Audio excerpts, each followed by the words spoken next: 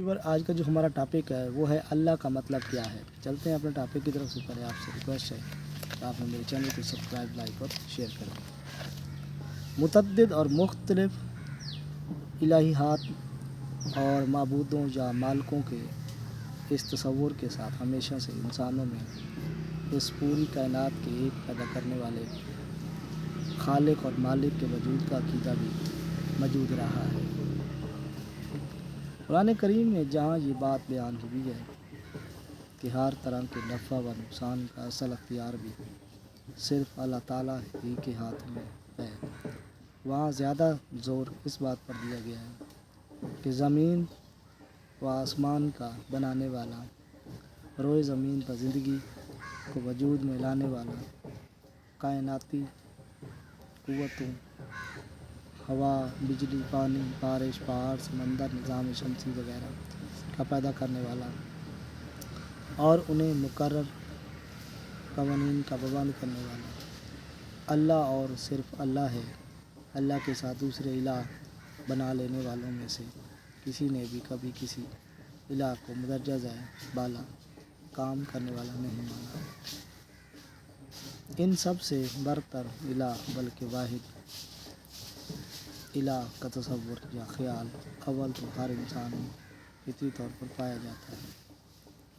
فطرت کے اس آواز کے علاوہ عقلی طور پر بھی انسان نے جو غور کیا اسے سورج، چاند، ستارے، ہوا، پانی، نباتات، حیوانات، غرض کائنات کی ہر چیز نہایت محکم اور ناقابل تغیر قوانین کی پابند نظر آتی ہے۔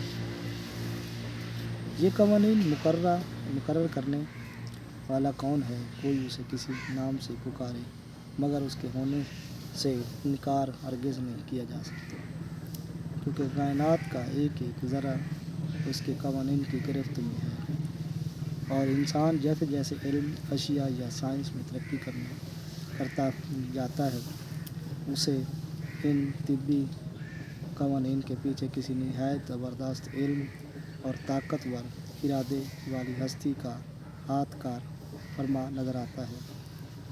تمام سائنسی انکشافات اس حقیقت پر شاہد اور تمام سائنسدان اس کے قابل ہیں۔ اس غیبی طاقت اور اسی پوشیدہ قوت، اسی خالق و مالک اور بزرگ و برتر ہستی کو عربی زبان میں ایک نامعلوم زمانے سے اللہ کہا جاتا رہا ہے۔ یہی نام اللہ قرآن کریم میں استعمال ہوا ہے۔ رسول اللہ صلی اللہ علیہ وسلم نے بھی لا الہ الا اللہ کے ذریعے یہی تعلیم دی کہ صرف اللہ ہی ہے، دوسرا کوئی الہ ہے ہی نہیں۔ دنیا کی دوسری زبانوں میں یقیناً اس خالق اور مالک کے مختلف نام پائے جاتے ہیں اور ان ناموں سے مراد ایک ہی ذات پاک ہے۔ تاہم مسلمان ہونے کی حیثیت سے ہم نے اسی نام یعنی کہ اللہ کو اختیار کر لیا ہے۔ ہمارے نبی صلی اللہ علیہ وسلم نے اسی نام کی تعلیم دی۔ اب یہ نام اسم علم اور یا اسم ذات شمار ہوتا ہے، اس لیے اس کا ترجمہ کسی دوسری زبان میں نہیں کیا جا سکتا۔ البتہ اگر اس زبان کے بولنے والے مسلمان بھی اپنی عام گفتگو میں اللہ کے لیے اپنی زبان کا وہ لفظ استعمال کریں جس سے ان کی مراد وہی خالق و مالک کی کائنات ہے، تو یہ بات درست ہوگی۔ مثلاً ہندی میں ایشور یا انگریزی میں گاڈ کہنا، ہمارے ہاں اللہ کی بجائے خدا کا لفظ رائج ہونے کی وجہ یہی اصول ہے۔ خدا فارسی زبان کا لفظ ہے اور اس کے معنی بڑا یا مالک کے۔ اسلام جب ایران میں پہنچا تو فارسی بولنے والوں نے اللہ کے لیے بھی وہی لفظ خدا استعمال کرنا شروع کر دیا جو ان کے ہاں پہلے اس ذات برتر کے لیے استعمال ہوتا تھا۔ کثرت استعمال سے یہ لفظ خدا اب اسم جلالت اللہ کے ہم معنی اور مترادف ہو گیا ہے، اس لیے اب اس کا استعمال درست سمجھا جاتا ہے۔ تاہم بہتر بات یہی ہے کہ ہمیشہ اللہ تعالیٰ استعمال کیا جائے۔ اسماء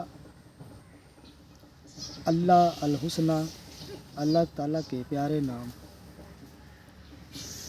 اب جب کہ آپ نے اللہ اور الہ کے معنی کسی حد تک سمجھ لیے ہیں تو یقیناً توحید یعنی اللہ تعالیٰ کے ساتھ کسی اور کو ہرگز الہ نہ ماننا، یا لا الہ الا اللہ، اللہ کے سوا ہرگز کوئی معبود نہیں ہے۔